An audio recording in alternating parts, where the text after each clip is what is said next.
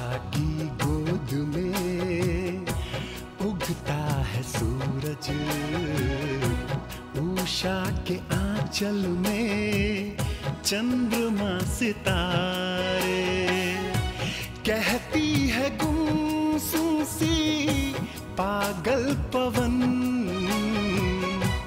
कहती है गुमसुम सी पागल पवन, ये प्रेम में क्यों होता है, ये प्रेम में क्यों होता है।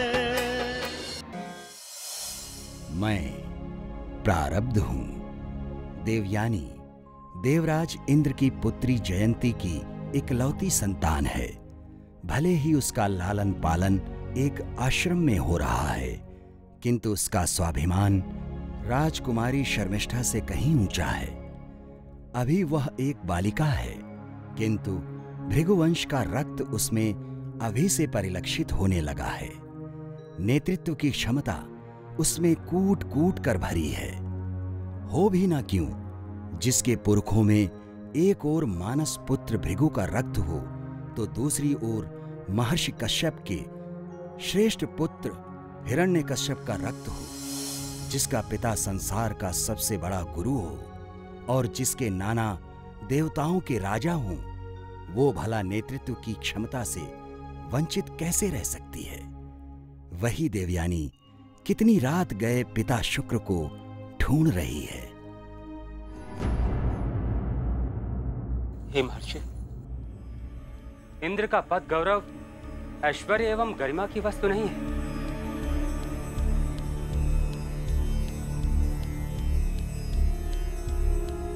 इंद्रासन एक ऐसा सिंहासन है जो धर्म एवं मर्यादा के कठोर नियमों के शूलों से सजा रहता है। इंद्र का पद उत्तरदायित्व की रस्सी से बंधा रहता है। मैं जानता हूं देवेंद्र, तुम्हारे पद का मान सम्मान सब कुछ पता है, परंतु उन्हें तो नहीं पता होगा जो इंद्र के सिंहासन की लालसा में स्वयं अपने सिंहासन को भी दांव पर लगा देते हैं। कहे तुम राजकुमार ययाति के पिता महाराज नहुष के बारे में तो बात नहीं कर रहे हो? महर्षि, महाराज नहुष जैसे और भी कई राजे महाराजे हैं जो पृथ्वी पर रहते हुए इंद्रलोक की सत्ता को हथियाने के लिए हाथ पांव मार रहे हैं। सत्ता विस्तार और शक्ति प्राप्त करने की लालसा विनाश का सबसे बड़ा कारण होता है देवेंद्र। और इस विनाश में शुक्राचार्य भी महत्वपूर्ण भूमिका निभा रहे हैं। दैत्य गुरु शुक्राचार्य की बात कर रहे हैं आप? हाँ कच, मैं अपने जामाता की बात कर रहा हूँ। दैत्य गुरु शुक्राचार्य को दोष देना अन्याय होगा देवेंद्र।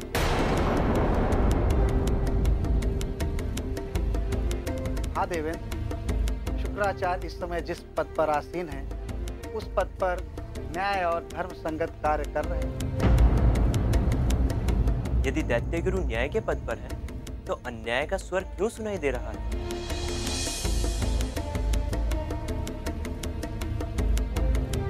शुक्राचार्य ने अपने तप और ज्ञान से तीन तीन गुरुओं को गौरवान्वित किया है। अर्थात दैत्य गुरु की शिक्षा में तीन तीन गुरुओं ने योगदान दिया है। हाँ पुत्र कच्छ, प्रथम गुरु स्वयं उनके कुल ज्येष्ठ महर्षि भृगु रहे। और दूसरे गुरु? दूसरे गुरु का गौरव स्वयं तुम्हारे दादा श्री अंगिरा को प्राप्त। अच्छा, आप भी उनके गुरु रह चुके हैं। और तीसरे गुरु? तीसरे गुरु महामुनि गौतम ने शुक्राचार्य को अपनी शिक्षा का प्रताप और प्रसाद दिया है।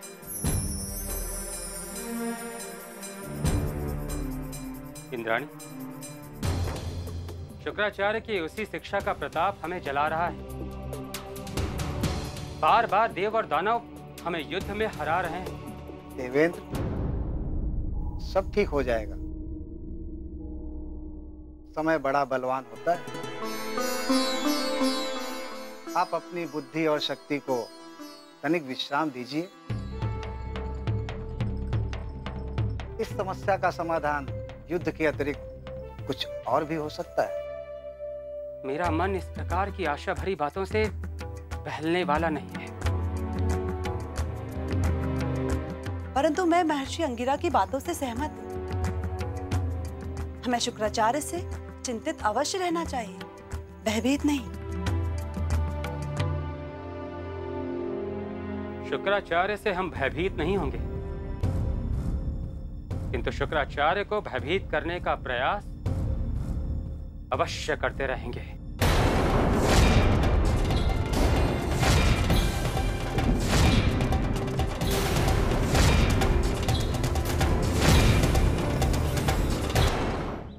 मैं इसे अत्याचार ही मानता हूँ।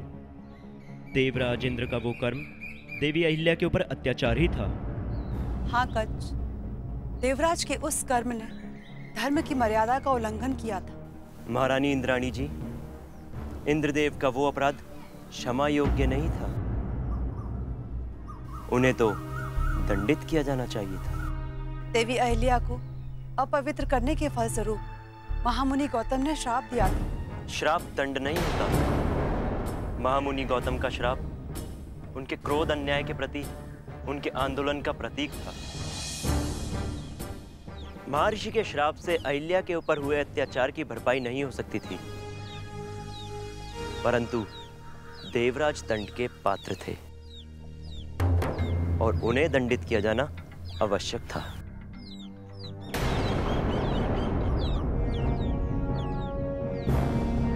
इंद्रलोक में उनके विरुद्ध किसका स्वर ऊंचा हो सकता है? उन्हें अपराधी कौन कह सकता है?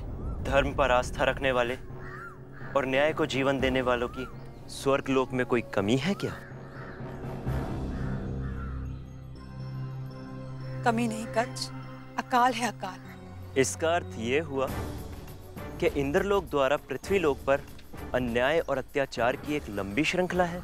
हाँ, और उन पीड़ितों की श्रृंखला में देवी अहिल्या के साथ साथ दैत्य गुरु शुक्राचार्य और मेरी बेटी जयंती का नाम भी सम्मिलित है। मैं आपकी बात से सहमत हूँ कि दैत्य गुरु शुक्राचार्य भी देवताओं के भेदभाव से पीड़ित हैं। और इस षड्यंत्र की बेदी पर मेरी पुत्री जयंती का बलिदान दिया गया। यदि देवताओं के मन में दैत्य गुरु के प्रति ये दुर्भावना नहीं होती तो वो देवताओं के राजगुरु बनने के सर्वथा योग्य थे। हाँ, देवताओं का गुरुपद ना मिलने के कारण ही शुक्रदेव ने दैत्य गुरु का पद स्वीकारा था। सारांश ये है कि देवताओं के प्रति शुक्राचार्य की घृणा और शत्रुता को स्वयं देवताओं ने ही जन्म दिया है। यही सत्य है और इसी कारण मैं व्यक्तिगत रूप से दैत्य गुरु का बहुत सम्मान करती हूँ। देवी शची, किसके सम्मान के प्रति आप अपना आभार व्यक्त कर रही हैं? आपके चिर परिचित शत्रु के प्रति।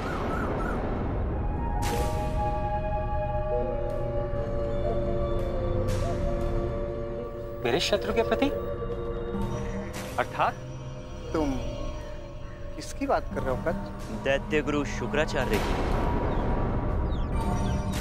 हाँ देवराज, मैं अपने जमाता की प्रशंसा कर रही थी। देवी, आपको तो उनके सदैव गुण ही दिखते हैं, आप गुण नहीं। महर्षि अंगिरा, आपके पौत्र कच्छ भी गुणों के भंडार हैं।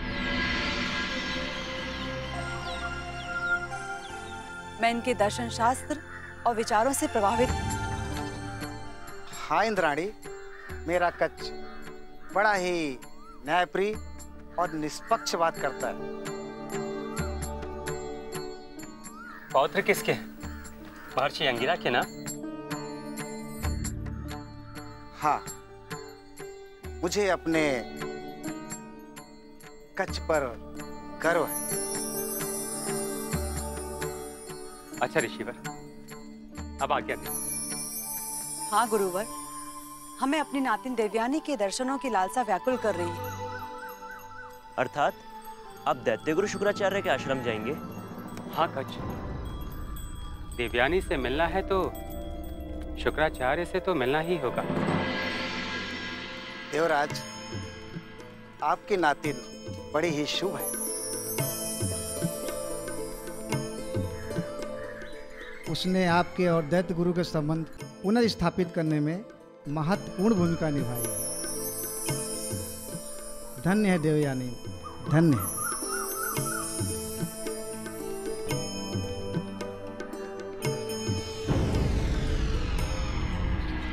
ये प्रेम में क्यों होता है।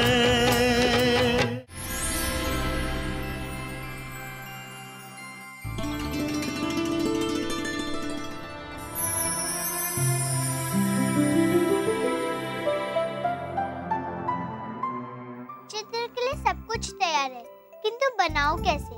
मेरी माताश्री कैसे दिखती थी? तुम्हारी माताश्री अवश्य ही तुम्हारे पिताश्री से थोड़ी थोड़ी मिलती होंगी। हे ईश्वर, इस घुंडिका को थोड़ी बुद्धि दे दे। अभी इसके 12 वर्ष पूरे होने में अवश्य कुछ शेष बाकी होंगे। 12 वर्ष क्या तात्पर्य? पिताश्री कहते हैं कि 12 वर्ष के बाद बुद्धि का विकास नहीं होता है। किंतु मैं तो 12 वर्ष की हो गई। तो चिंता मत कर काया, तू संसार की सबसे बड़ी बुद्धिमती है। किंतु मैंने तो तुम्हें सही सुझाव दिया था। तुम्हारी माताश्री गुरुदेव से अवश्य। चुप रह घुंडिका। मेरी माताश्री देवराज इंद्र और माता सची की पुत्री थी। मेरे पिताश्री से मेरा स्वरूप मिलता होगा। हाँ, बस दाढ़ी और मूंछ निकल आए तो गुरुदेव बन जाएगी। हे भगवान, मुझे मेरी इन दोनों सखियों से बचाओ। इनके होते मैं अपनी माताश्री का चित्र कभी नहीं बना पाऊंगी। एक काम करेंगे देव, जब देवराज इंद्र और माता इंद्राणी यहाँ पधारेंगे तब हम बड़ी ही चतुराई से दोनों का आधा आधा स्वरूप आधा आधा नकल कर कर एक चित्र बना लेंगे। हाँ, और तब तुम्हारी माताश्री का चित्र तैयार हो जाएगा। अरे पगली, दोनों का आधा आधा स्वरूप लेने से मेरी माताश्री का चित्र नहीं बन जाएगा। हाँ, अवश्य ही अर्धइंद्राणेश्वर बन जाएंगे। अर्धनारीश्वर तो सुना है, ये अर्ध इंद्राणीश्वर क्या है? हमारे नानाश्री और नानीश्री का आधा आधा स्वरूप जुड़ेगा तो यही बनेगा ना।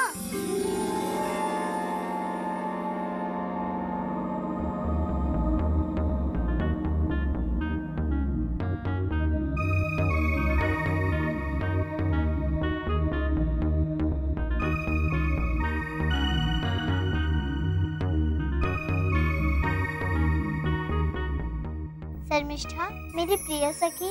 ओ देव, मेरा आज का प्रयास भी निष्फल गया। तुमने मुझे क्यों पहचान लिया? मैं क्या करूं? किंतु तुमने मेरे हाथों के स्पर्श से मुझे कैसे पहचान लिया? अरे मेरी राजकुमारी, मैं तुम्हें तुम्हारी सांसों से और तो और आहटों से और आभास से तुम्हें पहचान लेती हूँ। किंतु तुम जब राजमहल आती हो तो तुम्हारे आने का पता मुझे दासियों से ही चल पाता है, क्योंकि तुम राजकुमारी हो। तुम्हारे यहाँ अलग अलग लोगों के लिए अलग अलग पद और प्रतिष्ठा होती है, और तुम्हारे यहाँ, मेरे यहाँ ये आश्रम सबके लिए खुला होता है। यहाँ संबंधों को किसी की आज्ञा का पालन नहीं करना होता। बस कर, हाँ बस कर। ऋषि कन्या होने का इतना भारी प्रभाव मत जताओ। प्रभाव तो राजकुमारी का होता है। राजकुमारी होगी मेरी शत्रु। मैं तो तेरी सखी हूँ, देव की सखी, अपने देव की सखी।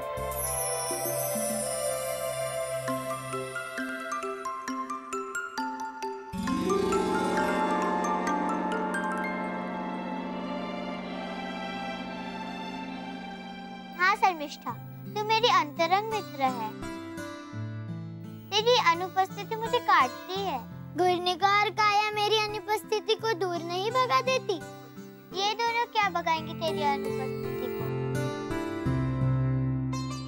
ये दोनों तो मेरा सारा समय नष्ट कर देती है। अब देखना, मैं अपनी माताश्री का चित्र बना रही हूँ। ये दोनों मेरी मदद करना तो दूर, मुझे और उलझा देती है। क्यों भला? घुर्निका कहती है कि मेरी माताश्री का स्वरूप अवश्य ही मेरे पिताश्री से मिलता होगा। क्या?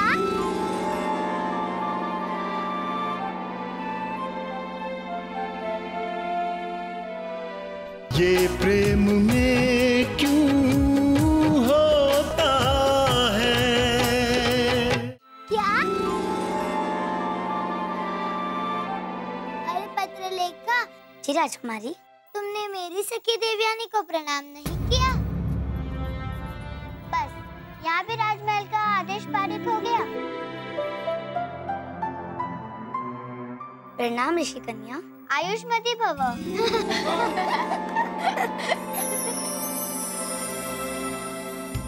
अरे घुंडिका काया। हाँ देव। हम बातों बातों में शर्मिष्ठा का सत्कार करना ही भूल गए। हमें सत्कार की कोई आवश्यकता नहीं।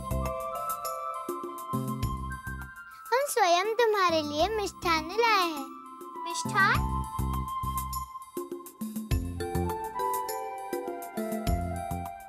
हाँ, मिष्ठान। तुम्हारी रुचि का मोहन भोग। क्या महलों में मोहन भोग बनता है? अरे मेरी भोली सखी, मोहन भोग तो 56 भोग का एक भाग है और यह महलों में ही बनता है। किंतु मुझे इसे खाने की आदत क्यों पड़ गई? मैं तो आश्रम में रहती हूँ।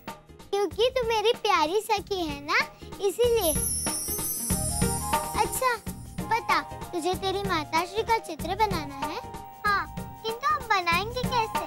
चित्रकारी में मैं अच्छी हूँ, किंतु मैंने अपनी माताश्री को देखा ही नहीं, तो ऐसे में उनका चित्र बनाऊं कैसे? मैं बना सकती हूँ तुम्हारी माताश्री का चित्र। तू? किंतु कैसे? तू तो मुझसे भी कुछ घड़ी छोटी है। मैं तुझसे छोटी हूँ, किंतु तुझसे चित्रकला में अच्छी हूँ। अच्छी तो तू नृत्य और तैराकी में भी है। हाँ, किंतु नृत्य और तैराकी में मैं तुझसे पीछे हूँ। बस तू एक काम कर, वहाँ बैठ जा। एक बार ठहर, पहले मैं संसार की दोनों बुद्धिमती सखियों को काम पर लगा देती। नहीं तो ये दोनों मुझे बीच बीच में हंसाती ही रहेगी। घुंडिका काया जी, तुम दोनों पत्रलेखा को आश्रम में घुमाओ और उसके आवभगत करो। हम पत्रलेखा को दूर के वन में कैद, नाशपाती और आम के फल खिलाते हैं। ये तीनों फल एक साथ तुम्हारे वन में मिलते हैं क्या?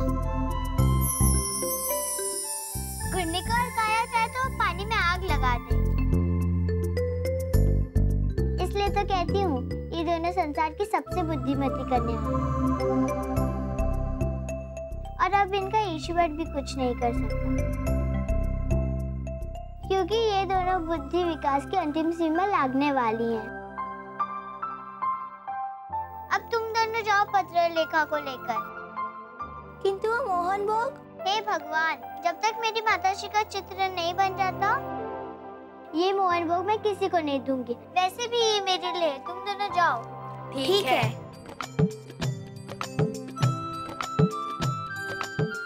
चलो पत्रलेखा।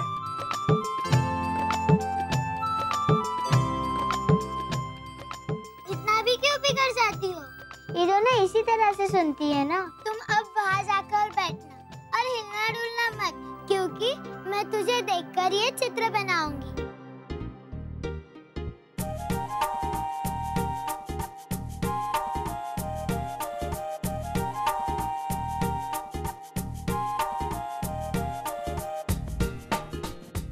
किंतु मुझे मेरी माताश्री का चित्र चाहिए। अरे मेरी प्यारी सखी, तुम्हारा स्वरूप तुम्हारे पिताश्री से मिल सकता है, तो क्या उसमें तुम्हारी माताश्री का अंश नहीं होगा? किंतु मेरी माताश्री देव कन्या थी, संसार की सबसे सुंदर नारी, और मेरी सखी देवयानी ब्रह्मांड की सबसे सुंदर कन्या है। अप्सराएं और देव कन्याएं उसकी दासी बनने के भी तुल्य नहीं। झूठी नहीं देव, यह सच है कि तू बहुत सुंदर है। तुम्हारी आंखें, तुम्हारा मोहक रूप, तुम्हारी हंसी, तुम्हारा बोलना, सब कुछ अतुलनीय है। कभी कभी मुझे तुझसे जलन होने लगती है, फिर ये सोचकर मैं संतुष्ट हो जाती हूँ कि तू मेरी सखी है। किंतु मुझसे सुंदर तो तुम हो, मुझे तुम मुझसे भी सुंदर लगती हो। वो तो इसलिए क्योंकि तू मुझे अपना समझती है। अब चुप हो जा और मुझे चित्र बनाने दे। हाँ, शीघ्रता से बना ले, नहीं तो मेरी दो प्रिय सखी आ जाएंगी तो समझ लेना चित्र पूरा हो गया। उन्हें आम, केत और नाशपाती तीनों एक साथ ढूंढ लेने दो।